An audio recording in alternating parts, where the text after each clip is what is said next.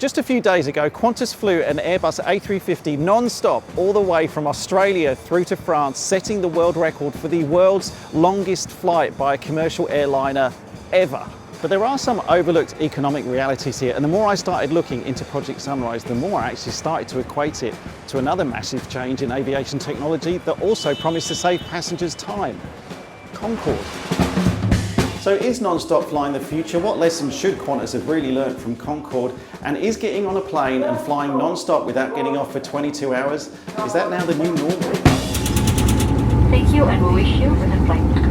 So this Cathay Pacific 777 going from London Heathrow to Melbourne today via Hong Kong is one of the typical flights that Project Sunrise is looking to position itself against. A journey for me today that's going to take 12 hours on the first leg with a 3.5 hour stopover in Hong Kong and then another 7 to 8 hours all the way down to Melbourne is now compressed into a single non-stop flight, cutting out a fair amount of the overall flight time. And how much time that will be on the aircraft? Well, Qantas is saying that the typical Project Sunrise flight time from London through to the east coast of Australia is going to be around 22 hours. But Project Sunrise introduces something that a very well-known aviation commentator has coined as the Concorde paradox. The more time that aviation saves you, the more time it actually has to charge you. Or in other words, if an airline can achieve your objectives in less time, they're going to charge you more for it. Because the further you want to fly non-stop, or in Concorde's case, the faster you want to fly, the more fuel you have to carry. But fuel obviously has a weight penalty, so carrying more fuel that means that you need to carry more fuel to carry the fuel that you're carrying, and eventually something has to give. And in Project Sunrise's case, that's the number of passengers who can actually be on board the aircraft. The Project Sunrise A350 1000 ULRs, they're going to carry 238 passengers. That's around 100 fewer than many conventional A350s can ultimately carry. It's got just 6 first-class suites, 52 business class seats, 40 premium economy seats, and 140 seats in the back in economy.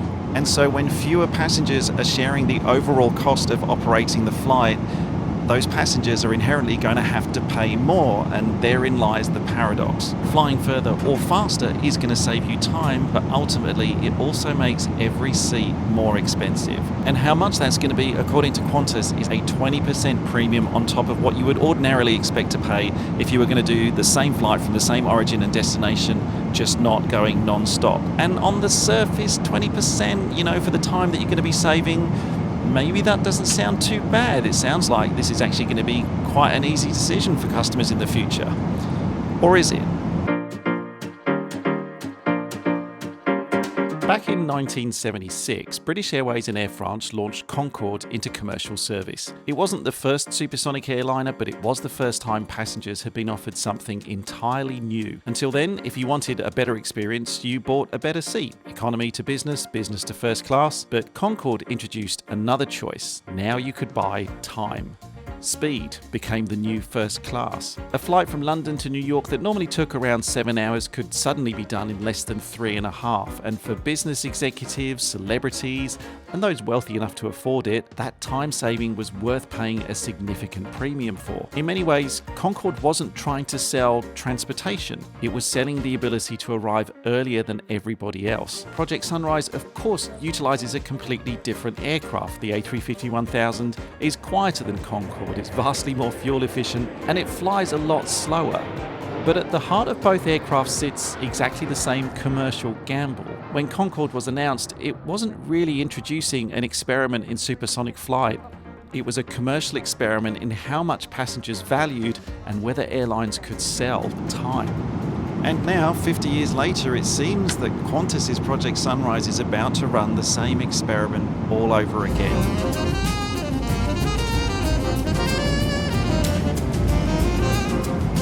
Yeah. Now, obviously, this isn't the first time that airlines have tried selling ultra-long-haul non-stop flying. Singapore Airlines have had their 17.5, 18-hour non-stop flights from Singapore across to Newark and JFK. Qantas have operated non-stop between London and Perth for several years now. But the passengers that really make these sorts of long-haul flights work are not the ones who are sitting in economy. They're the ones in the premium cabins, which actually tend to make up a disproportionate amount of the overall revenue that that particular aircraft on that route is making.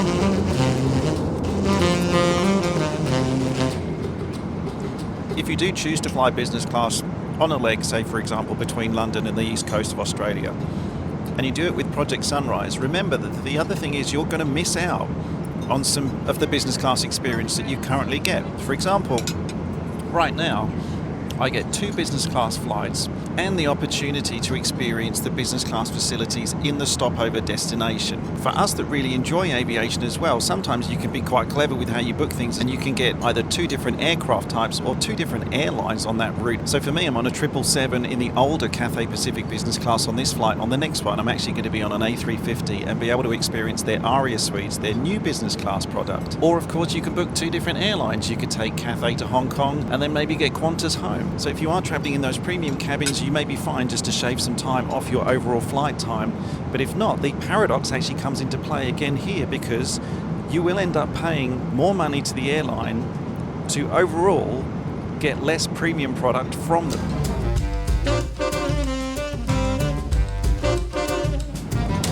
So whilst I do believe there is a bit of a paradox here with Project Sunrise, do I actually still think that the Concorde comparison stacks up? Well, yes and no.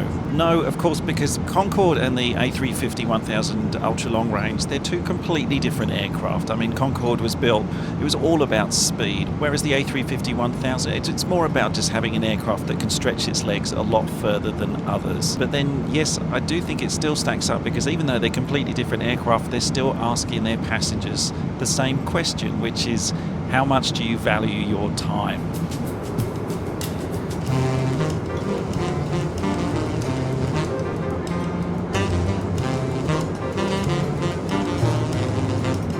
And as the passenger and the customer, you have every right to ask yourself and the airline that question. Some of you will want to pay more to avoid a stopover. Others won't care about it in the slightest. And that's why I don't think Project Sunrise needs to replace flights like this one I'm on right now entirely. It just needs to be able to sit comfortably alongside them. It's almost like it needs to sit as a new class within the airline infrastructure. You've got your economy, premium, business first.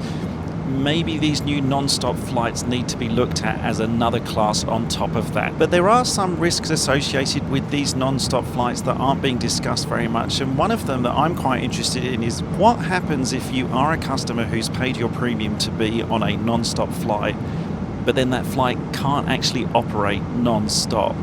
For example, there's a lot of stuff going on in the world right now, and if there is an international situation where airspace gets closed, and your flight can't fly through that airspace, and it won't have enough fuel to be able to make it around that airspace, therefore it will actually have to stop. And would you as a customer then be refunded your premium because you're no longer on a non-stop flight? Concorde had one job and it had to succeed at doing that job, and when the market actually turned around and said, look, it's cool and we think it's technologically brilliant, but we don't want to pay for that advantage, it no longer became economically viable and the Concorde program ultimately ended.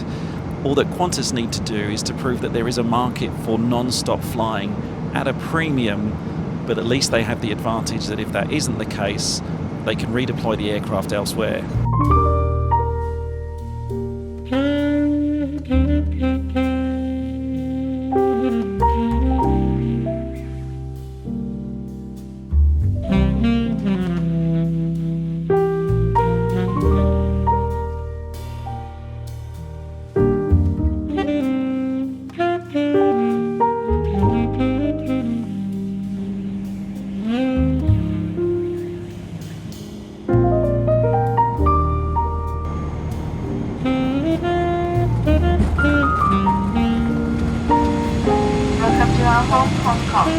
For your safety, please remain seated. I'm always genuinely excited to see airlines taking a bit of a risk and trying to push the boundaries of aviation forward, and it really feels like Qantas are doing that with Project Sunrise.